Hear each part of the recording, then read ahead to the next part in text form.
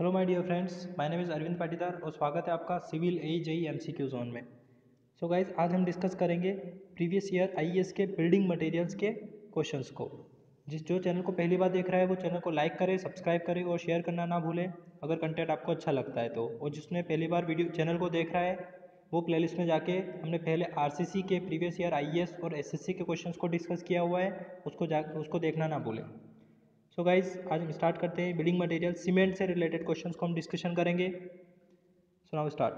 Gypsum is used in admixtures in cement ground floor. तो gypsum किस लिए use करते हैं? हम जानते हैं जिप्सम किस लिए यूज़ किया जाता है। रिटार्डर होता है जिप्सम, ठीक है। तो ये क्या करता है, सेटिंग टाइम को इंक्रीज कर देता है। इंक्रीज करने का मतलब है सेट नहीं होने देता है, ठीक है। तो retarding the setting time.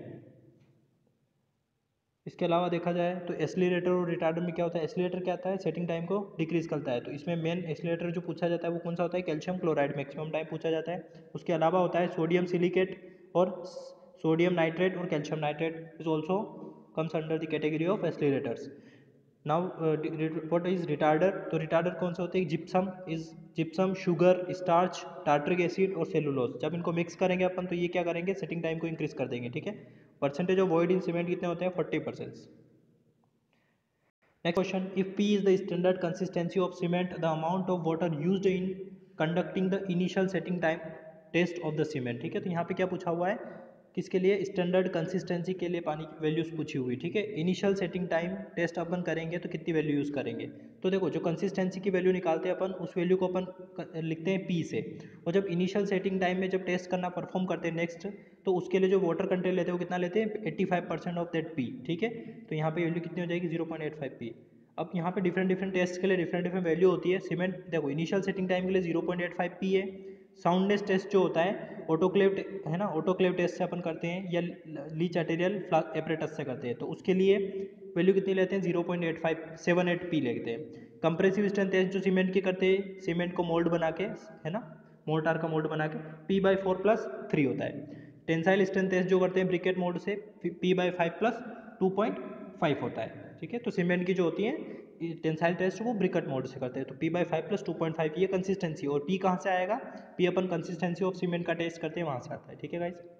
Next question, the temperature range of the cement clean. तो सीमेंट को जो मैन्युफैक्चरिंग किया जाता है तो क्लीन क्या होता है, भट्टी होती है एक तरीके से, तो उसके अंदर टेम्परेचर कितना होता है, तो बर्निंग टेम्परेचर कितना होता है, 1300 से 1500 डिग्री सेल्सियस होता है, ठीक है गाइस। तो यहाँ पे लिखा हुआ देखो टेम्परेचर रेंज। अब देखो, सीमेंट जो प्रोसेस बनती है वो दो टाइप से बनती है, one is dry process, one is wet process. जब ड्राई प्रोसेस की बात करेंगे टेम्परेचर कितना होता है, 1400 से 1500 डिग्री।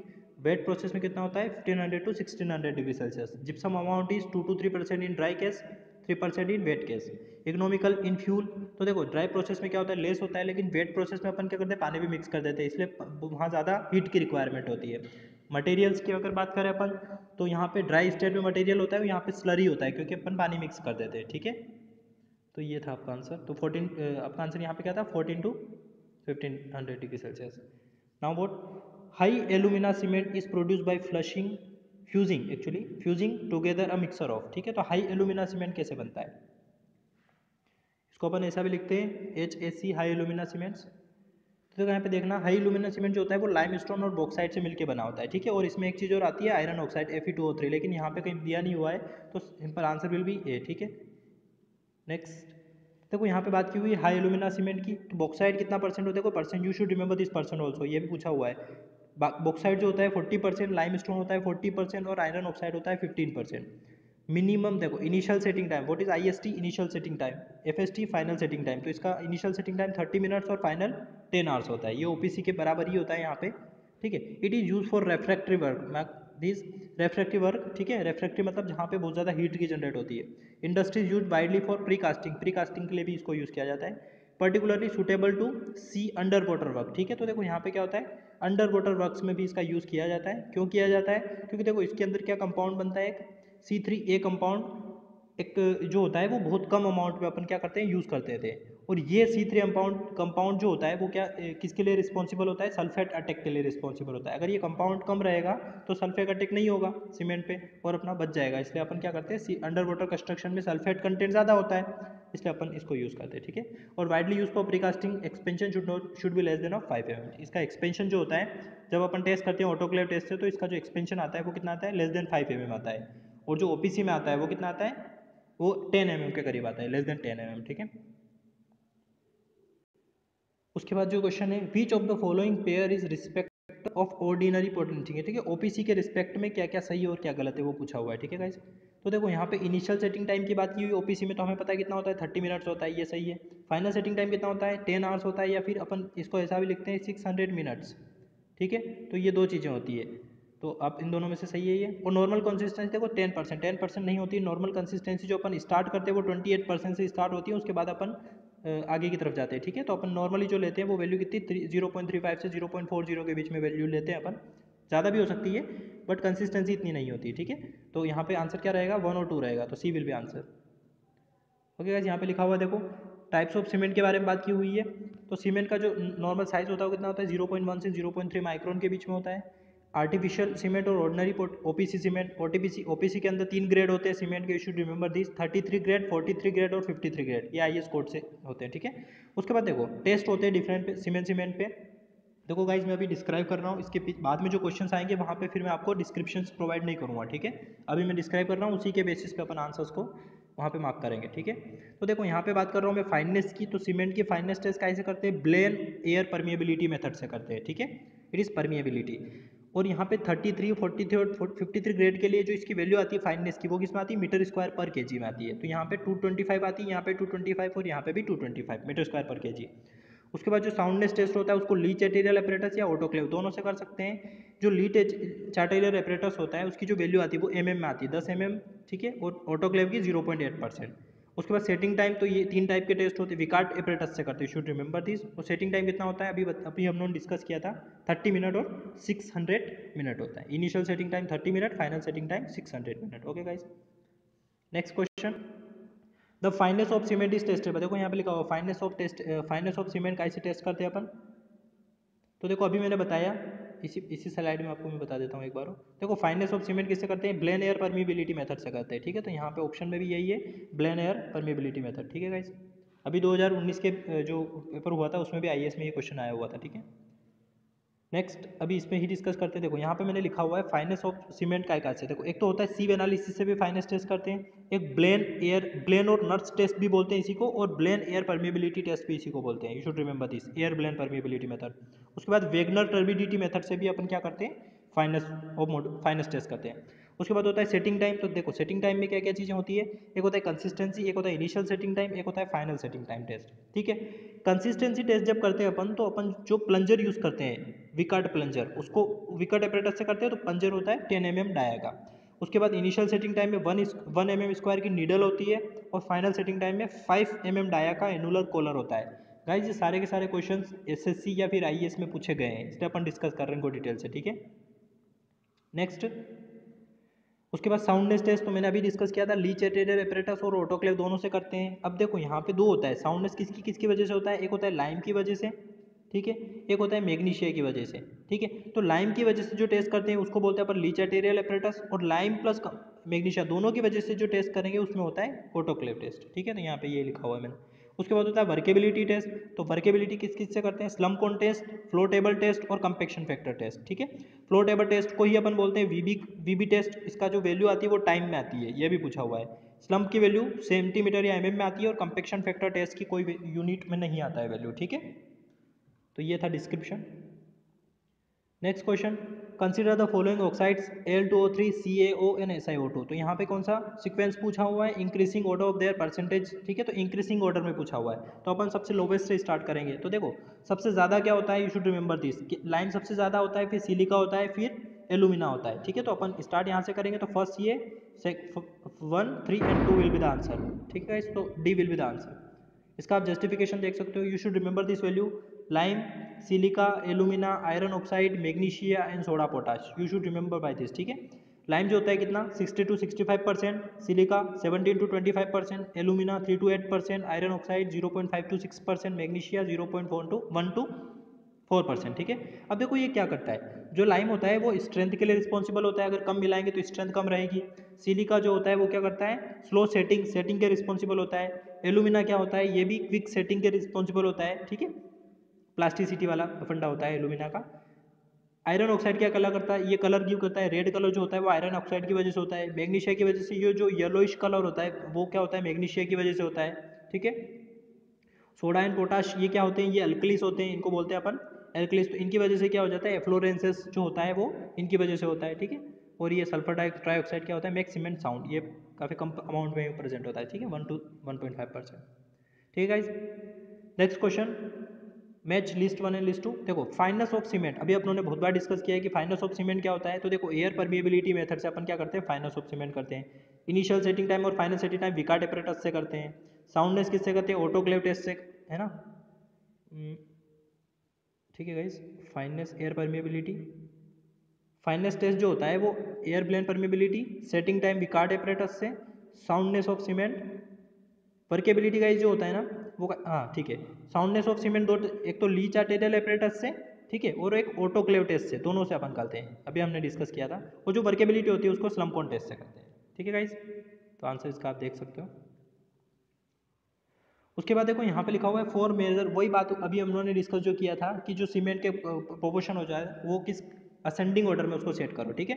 तो असेंडिंग ऑर्डर में मतलब घटते से बढ़ते क्रम में, ठीक है। तो अपन देखो, अपन अपने को ऊपर से याद होते हैं जहाँ से मैक्सिमम होता है, तो अपन यहीं से पीछे से चलते हैं, ठीक है। देखो सबसे पहले क्या होता है, लाइम होता है, तो ये तो गलत हो गया, सेकंड भी गलत हो गया, ठीक है। एलिमिनेशन मेथड यूज करनी है बिल्डिंग मटेरियल में आपने मैक्सिमम। तो देखो सबसे पहले होगा लाइम, उसके बाद क्या होता है, सिलिका होता है, ये तो गलत आ गया यहाँ पे, तो ये भी गलत हो गया। तो simple answer lime, silica, alumina, iron oxide, तो C will be the answer, okay guys. देखो यहाँ पे आप देख सकते हो, पहले लाइम, सिलिका, एल्यूमिना और आयरन ऑक्साइड, फिर मैग्नीशिया, ठीक है। तो यही अपनों ने किया है। उसके बाद मैच द फॉलोइंग, यहाँ पे भी सेम है। देखो स्पेसिफिक ग्रेविटी टेस्ट जो होता है, जो अब देखो अपन यहाँ पे किसकी बात कर रहे हैं, सीमेंट की बात करें, तो सीमेंट का जो स्पेसिफिक ग्रेविटी टेस्ट होता है वो होता है लीच एटेरियल फ्लास्क से होता है, ठीक है। और जब अपन बात करेंगे एग्रीगेट्स वगैरह की, सेंड वगैरह का जो टेस्ट होता है वो होता है पिक्नोमीटर की हेल्प से, वो अपन बाद में पढ़ेंगे सॉइल मैकेनिक्स में। उसके बाद देखो सेटिंग टाइम टेस्ट की बात करें तो अभी हम लोगों ने पढ़ा था किससे करते हैं अपन, विकट एपरेटस से करते हैं, तो ये रहा विकट एपरेटस। साउंडनेस टेस्ट किससे करते हैं, अभी बताया था मैंने आपको, ऑटोक्लेव टेस्ट से करते हैं या फिर लीच एटेरियल एपरेटस से करते हैं, इसमें कंफ्यूज मत होना। लीच आर्टेरियल फ्लास्क अगर पूछे तो स्पेसिफिक ग्रेविटी निकालते हैं अपन सीमेंट की, और लीच आर्टेरियल एपरेटस जो होता है वो किसके, साउंडनेस टेस्ट। फाइननेस किससे करते हैं, ब्लेन एयर परमेबिलिटी टेस्ट से, ठीक है गाइस। उसके बाद जो बात करेंगे, when cement is tested for setting time on gauging it shows quick setting, ठीक है। तो ऑब्वियसली बात है, जब सेटिंग को अपन, है ना, सीमेंट टेस्ट करते हैं सेटिंग टाइम के लिए, तो उसमें पानी मिक्स करते हैं, तो जैसे है ना, this phenomena is known as flash set, ठीक है। जैसे पानी मिक्स करते हैं हीट ऑफ हाइड्रेशन होता है और सेटिंग होती है, ठीक है।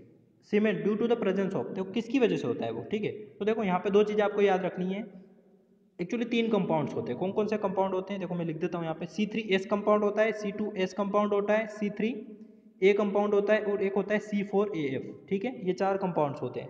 C3S क्या होता है, ट्राई कैल्शियम सिलिकेट, C2S क्या होता है, डाई कैल्शियम सिलिकेट, C3A क्या होता है, ट्राई कैल्शियम एल्यूमिनेट, और C4AF क्या होता है, टेट्रा कैल्शियम एल्यूमिनोफेरेट। अब देखो C3S जो होता है ना वो इनिशियल स्ट्रेंथ के रिस्पॉन्सिबल होता है, ठीक है। स्ट्रेंथ कौन सी, वो भी इनिशियल फेस में जो स्ट्रेंथ आएगी। C2S क्या होता है, ये फाइनल स्ट्रेंथ के लिए रिस्पॉन्सिबल होता है, फाइनल स्ट्रेंथ। C3A क्या होता है, मैं देखो इनिशियल तो यहाँ पे भी लिख रहा हूँ और इनिशियल मैंने यहाँ पे भी लिखा, लेकिन ये स्ट्रेंथ की बात थी और ये बात कर रहा हूँ मैं सेटिंग की, इसको अच्छे से याद रखना आप। C3A जो होता है वो इनिशियल सेटिंग के लिए रिस्पॉन्सिबल होता है, और C4A का इतना कोई यहाँ पे मतलब कंस्टिट्यूशन नहीं होता है, तो आपको ज़्यादा जो याद रखना है वो कौन सा, ये तीन चीज़ें याद रखनी है, ठीक है। अब अपन बात करें, देखो ये क्या पूछ रहा है आपसे, क्विक सेटिंग के लिए रिस्पॉन्सिबल कौन सा होता है, तो अभी अपनों ने बात की कि क्विक सेटिंग किसके, C3A की वजह से आता है। और एक और चीज़ याद रखना, जो अल्कलीस होते हैं ना वो भी क्या करते हैं, आपको फ्लैश सेट में हेल्प करते हैं, ये दो चीज़ आपको याद रखना है। C3S देखो अभी अपनों ने पढ़ा, ये तो स्ट्रेंथ के लिए रिस्पॉन्सिबल होता है, तो ये तो गलत हो गया, ठीक है। तो आंसर क्या हो जाएगा यहाँ पे, 1 और 2 विल बी द आंसर। देखो यहाँ पे एक्सप्लेनेशन है इसका, फ्लैश सेट क्या होता है, it is stiffening of the cement paste without strength developing of heat evolution. देखो यहाँ पे स्ट्रेंथ की बात नहीं है, अभी केवल सेट हुआ है वो, ठीक है। उसके बाद ये किसकी वजह से होती है, it is caused by C3A और हाई एल्कली, दोनों के कारण होता है। उसके बाद और बात कर लेते हैं, C3A क्या करता है, reacts immediately with water, it is responsible for flash set. देखो अभी ये बात अपने की C3A।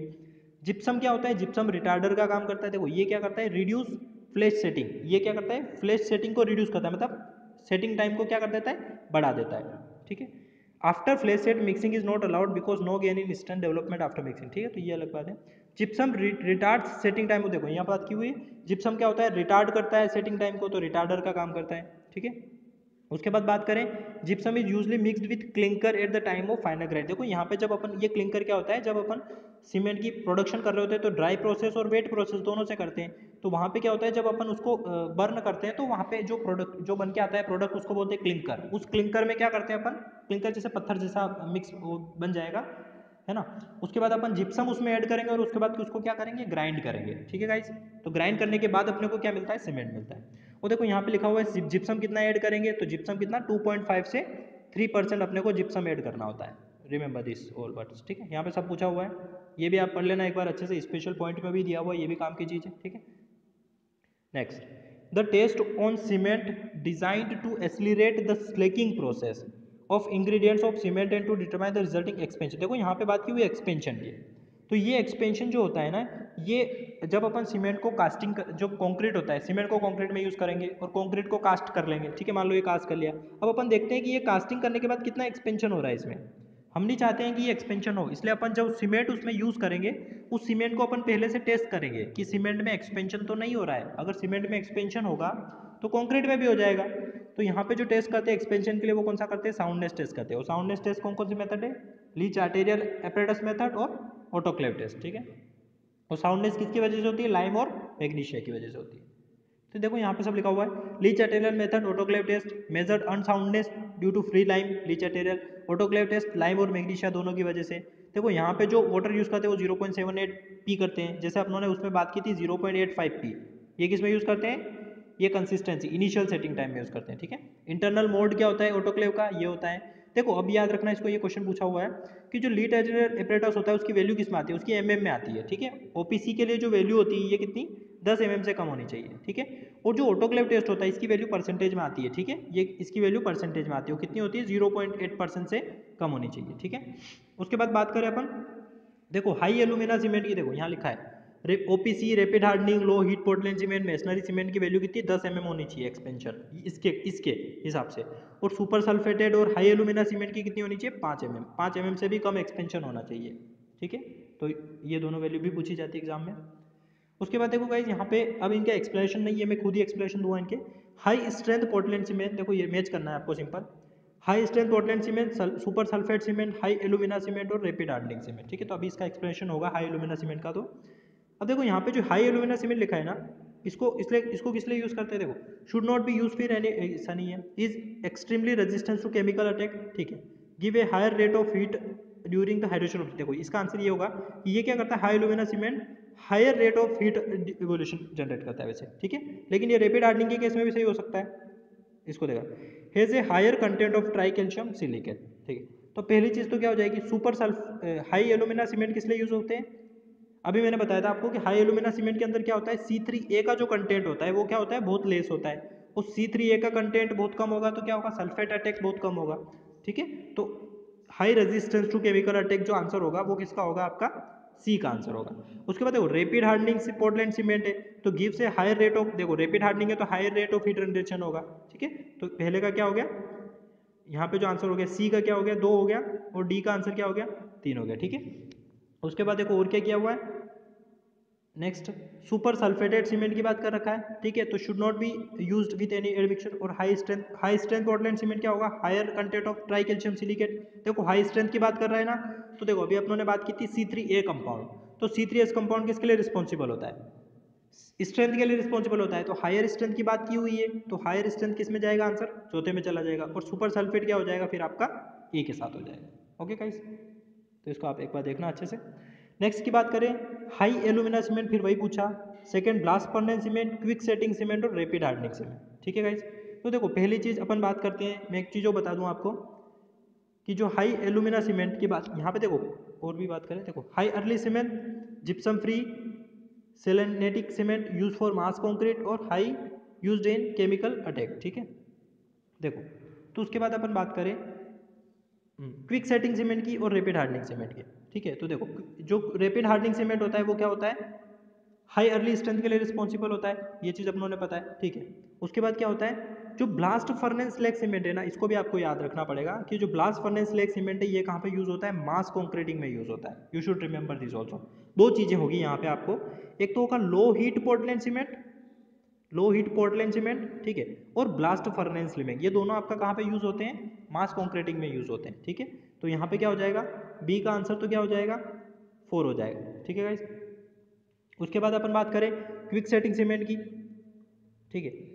देखो एक और चीज़ है हाई एलुमिना सीमेंट, फिर इसी की बात कर ले, पहले अपन एक की बात करें। देखो हाई एलुमिना मैंने बताया था अभी, इसका सल्फेट अटैक से रेजिस्टेंस ज़्यादा होता है, तो उसको कहाँ यूज़ करेंगे अपन, इसको अपन केमिकल इंडस्ट्री में यूज़ करेंगे, जहाँ पे बहुत सारे केमिकल रिलीज होंगे तो वहाँ पे रेजिस्टेंस की जरूरत पड़ेगी। तो ए का आंसर क्या हो जाएगा, ए का 5 हो जाएगा, और बी का क्या हो गया, अभी अपन बात की यूज फॉर मास कॉन्क्रीट में, ठीक है। उसके बाद देखो क्विक सेटिंग सीमेंट की बात करेंगे अपन, तो क्विक सेटिंग कहाँ पे होगा, जिप्सम फ्री सीमेंट ऑब्वियसली भाई, ठीक है। तो क्विक सेटिंग क्या हो जाएगा अपना 2 हो जाएगा, और रैपिड हार्डनिंग सीमेंट क्या हो जाएगा, हाई अर्ली स्ट्रेंथ, ठीक है। तो इसका आंसर हो जाएगा, तो यहाँ पे सी का आंसर क्या हो जाएगा 2 हो जाएगा, और डी का आंसर क्या हो जाएगा 1 हो जाएगा, ठीक है गाइस। देखो क्विक सेटिंग सीमेंट क्या जल्दी सेट होगा, और जल्दी सेट करने के लिए हमें क्या मिलाना पड़ेगा, एसिलरेटर मिलाना पड़ेगा, एसिलरेटर मतलब कैल्शियम क्लोराइड, रिटार्डर मिलाएंगे तो लेट हो जाएगा सेट होने में, ठीक है। उसके बाद अपन बात करें consider the following statement, high alumina cement के बारे में बात की हुई है।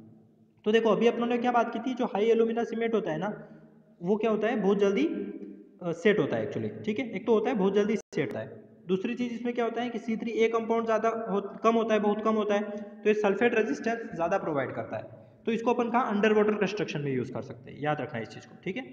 तो देखो और भी क्या चीज़ें, जल्दी स्ट्रेंथ देता है, ये अभी बात हुई है अपनी, ठीक है। देखो it has a high compressive strength and hydration of OPC, तो ये क्या करता है बहुत जल्दी स्ट्रेंथ देता है, तो इसकी स्ट्रेंथ जो होती है वो जल्दी आती है as compare to OPC। It is not suitable for cold region, तो ये तो गलत लिखा हुआ है, क्योंकि कोल्ड रीजन में तो अपने को ऐसी सीमेंट की जरूरत पड़ेगी जो जल्दी से वहाँ पे हीट ऑफ हाइड्रेशन जनरेट हो, क्योंकि कोल्ड रीजन में क्या होगा कि वहाँ पे हाइड्रेशन ही नहीं हो पाएगा, क्योंकि वहाँ पे टेम्परेचर बहुत ज़्यादा कम रहेगा, और अपने को टेम्परेचर की जरूरत पड़ेगी हाइड्रेशन के लिए, ठीक है।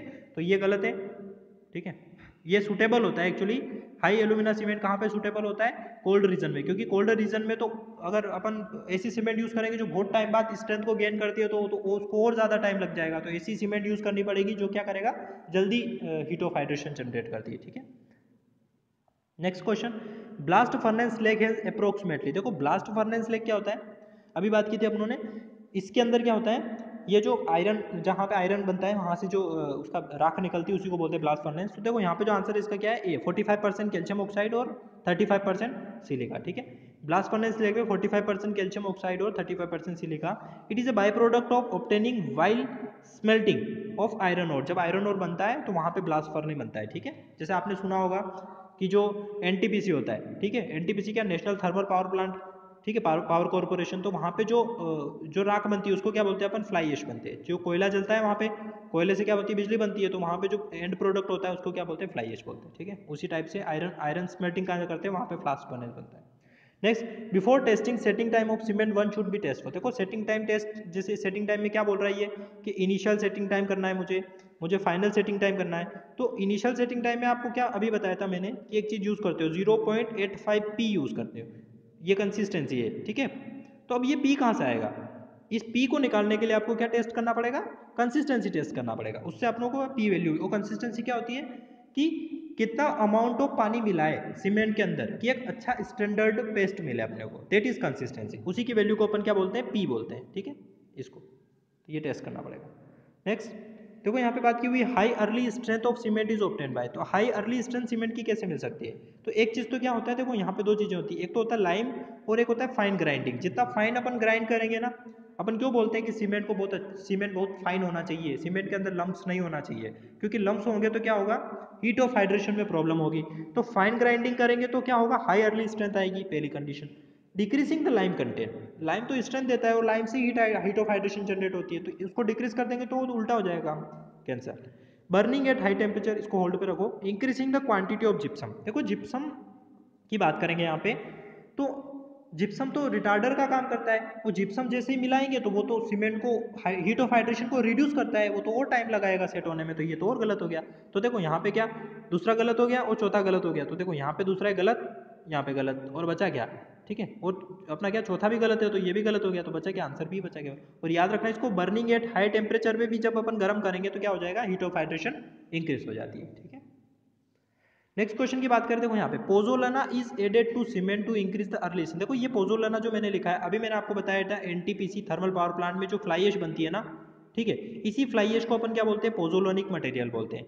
ये पोजोलैनिक मटेरियल क्या होते हैं, इनकी खुद की कोई अपनी प्रॉपर्टी नहीं होती, बाइंडिंग प्रॉपर्टी, लेकिन जैसे ही इसको अपन सीमेंट के साथ मिक्स करते हैं तो ये क्या करते हैं, बाइंडिंग प्रॉपर्टी को गेन कर लेते हैं। इसीलिए अपन आजकल क्या करते हैं, 30% जो सीमेंट होती है उसको रिड्यूस कर लेते हैं कंक्रीट से, और क्या मिला देते हैं, फ्लाई ऐश मिला देते हैं उसके अंदर।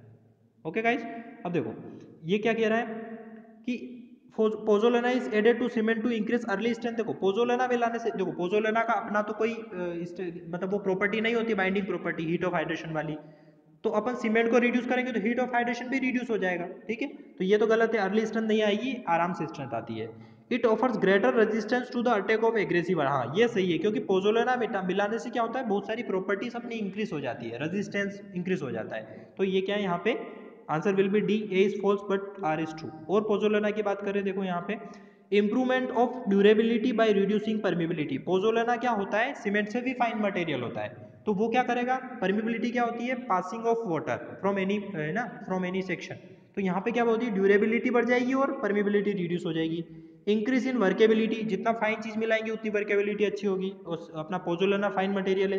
रिडक्शन इन श्रिंकेज, देखो श्रिंकेज भी यहाँ पे बहुत ज्यादा कम हो जाएगा, क्योंकि जितना ज्यादा फाइन मटेरियल रहेगा श्रिंकेज भी उतना, वो देखो एक चीज हो रहा है, फाइन मटेरियल है, दूसरी चीज क्या है, हीट ऑफ हाइड्रेशन से श्रिंकेज का रिलेशन होता है। हीट ऑफ हाइड्रेशन से जितनी ज्यादा हीट ऑफ हाइड्रेशन रहेगी ना, उतना ज्यादा क्या रहेगा, श्रिंकेज रहेगा। तो जैसे अपनों ने पोजोलेना मिलाया तो अपनों ने अभी बात की कि हीट ऑफ हाइड्रेशन रिड्यूस हो जाता है, ठीक है। तो हीट ऑफ हाइड्रेशन रिड्यूस हो जाएगा तो क्या हो जाएगा, श्रिंकेज भी कम हो जाएगा। यू शुड रिमेंबर दिस, ठीक है। रिडक्शन इन श्रिंकेज, ब्लीडिंग, और देखो ब्लीडिंग क्या होता है, कंक्रीट के सरफेस पे वाटर को आने को ब्लीडिंग बोलते हैं। सेग्रीगेशन क्या होता है, कोर्स एग्रीगेट से फाइन एग्रीगेट के अलग अलग होना। देखो इसमें कहते हैं ना अपन कि कंक्रीट का जो फ्री फॉल होता है, कंक्रीट को कितने ऊपर से गिराते हैं, 1.5 मीटर से ऊपर से नहीं गिराना चाहिए कंक्रीट को प्लेस करने के लिए। जब अपन प्लेसिंग करते हैं ना, 1.5 मीटर से ज़्यादा पे नहीं करना चाहिए। क्यों नहीं करना चाहिए, क्योंकि जब जो कंक्रीट के अंदर फाइन एग्रीगेट और कोर्स एग्रीगेट है, अगर ऊपर से गिराएंगे तो वो अलग अलग हो जाएंगे, दैट इज कॉल्ड सेग्रीगेशन, ठीक है गाइस। तो यहाँ पे और पढ़ सकते हो आप कि पोजोलेना मटेरियल कितना यूज करते हैं, 10 to 30% यूज करते हैं, ठीक है। नेक्स्ट देखो लास्ट क्वेश्चन है ये शायद आज का, यस ठीक है गाइस। एयर इंट्रेनमेंट पोर्टलैंड सीमेंट, देखो यहाँ पे बात की हुई एयर इंट्रेनमेंट, उसके बाद की बात लो हीट पोर्टलैंड सीमेंट, तीसरा हाइड्रोफोबिक, चौथा रैपिड हार्डनिंग। तो देखो अभी तक क्या क्या पढ़ा, अपनों ने बी के बारे में पढ़ा है और डी के बारे में पढ़ा है। लो हीट पोर्टलैंड सीमेंट मैंने अभी बताया था, लो हीट मतलब कम हीट जनरेट करेगी, मतलब इसको अपन कहाँ यूज कर सकते हैं, मास कंस्ट्रक्शन में यूज कर सकते हैं। क्यों मास कंस्ट्रक्शन में, मास कंस्ट्रक्शन में क्या होता है, जैसे डैम बन रहा है तो डैम में हम क्या चाहेंगे कि हीट ऑफ हाइड्रेशन आराम से हो, श्रिंकेज नहीं होना चाहिए। और अभी हमने क्या पढ़ा कि जब हीट ऑफ हाइड्रेशन कम रहता है तो श्रिंकेज भी कम रहता है, ठीक है। तो लो हीट सीमेंट है, मतलब हीट ऑफ हाइड्रेशन कम है, श्रिंकेज कम है, तो उसको मास कंक्रीटिंग में यूज करेंगे। तो देखो इसका आंसर पहले का क्या होगा, देखो यहाँ पे suitable for very large structure, पहले देखो ये लो हीट सीमेंट है, बी का आंसर क्या हो जाएगा, एक लार्ज स्ट्रक्चर मतलब डैम्स वगैरह में, ठीक है। उसके बाद बात करें अपन जो एयर इंट्रेनमेंट होता है ना, एयर इंट्रेनमेंट अपन डिफरेंट चीज़ों से करते हैं, जैसे कोई रेजिन्स मिला देते हैं, वेजिटेबल ऑयल्स मिला देते हैं, उसकी वजह से क्या हो जाता है, वर्केबिलिटी बढ़ जाती है, और फ्रोस्ट और थ्रोइंग जो रेजिस्टेंस होता है वो भी क्या हो जाता है, इंप्रूव हो जाता है। तो ये जो दिया हुआ है थर्ड, तो इस एक आंसर क्या हो जाएगा, थर्ड हो जाएगा, ठीक है। उसके बाद अपन बात करें रैपिड हार्डनिंग सीमेंट, तो अभी बात की थी रैपिड हार्डनिंग सीमेंट क्या है, बहुत हीट ऑफ हाइड्रेशन जनरेट करेगी, क्योंकि जल्दी मतलब इसमें ये कहते हैं कि जो 3 दिन की स्ट्रेंथ होती है वो एक ही दिन में आ जाती है रैपिड हार्डनिंग सीमेंट में, ठीक है। जो ओपीसी की 3 दिन की स्ट्रेंथ होती है रैपिड हार्डनिंग सीमेंट में एक ही दिन में आ जाती है। तो इसका मतलब क्या हुआ कि बहुत जल्दी स्ट्रेंथ गेन कर रहा है, तो उसको अपन कहा unsuitable for very large mass concrete, देखो यहाँ पे लिखा हुआ है तो मास कॉन्क्रीट में यूज नहीं कर सकते अपन, सी में क्या आंसर हो जाएगा, 2 हो जाएगा। और बात की वो हाइड्रोफोबिक सीमेंट, तो हाइड्रोफोबिक मतलब पानी से रिलेटेड होगा, तो देखो यहाँ लिखा हुआ है safe storage under unfavourable condition of humidity, पानी से ह्यूमिडिटी मतलब, ठीक है। तो यहाँ पे डी का आंसर क्या हो जाएगा, 4 हो जाएगा। ओके गाइस, तो गाइज ये थे हमारे आज के 10 से 15 क्वेश्चंस, किसके थे ये, आईएएस प्रीवियस ईयर के क्वेश्चंस थे बिल्डिंग मटेरियल के। तो गाइज कैसे लगे आपको ये क्वेश्चंस, आप कमेंट बॉक्स में ज़रूर टाइप करें, और जो पहली बार चैनल को देख रहा है वो चैनल को लाइक करे, सब्सक्राइब करे, और अगर कंटेंट अच्छा लगता है तो अपने दोस्तों को ज़रूर शेयर करें, और जिसने अभी तक प्रीवियस वीडियोज़ नहीं देखे हैं वो प्रीवियस वीडियोज़ को ज़रूर देखें। Okay guys, happy engineering, thank you.